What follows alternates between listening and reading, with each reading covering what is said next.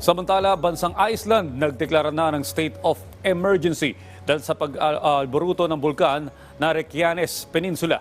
At daang katao nakilahok sa taunang Ghost Night sa Greece. Si Joyce Salamatin sa sentro ng balita.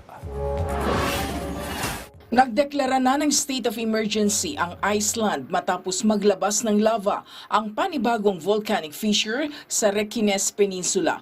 Ayon sa mga otoridad, patuloy nilang binabantayan ang galaw ng lava mula sa bulkan. Inilikas naman ang mga tao na nasa pamosong Blue Lagoon Geothermal Spa, pati na rin ang mga nakatira sa bayan ng Grindavik. Sinasabing aabot sa 200 metro ang lava mula sa water distribution pipe na nagmumula sa Svartsengi Power Plant. Ayon sa pinakahuling ulat, patuloy na gumagalaw ang lava, ngunit nabawasan naman ang intensity ng pagputok ng bulkan. Daan-daang taga-suporta ni Russian opposition leader Alexei Navalny ang nagtipon-tipon sa puntod nito sa huling araw ng presidential elections sa Russia. Ito'y para magbigay ng huling respeto at mag-alay ng bulaklak sa namayapang lider.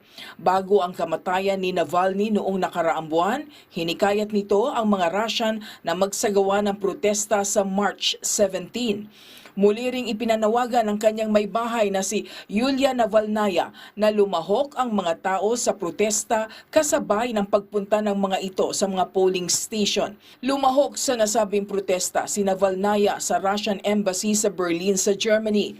Samantala, nagsagawa rin ng mga pagkilos ang mga Russian sa labas ng mga embahada nito sa iba't ibang bahagi ng mundo bilang tugon sa panawagan ni Navalny.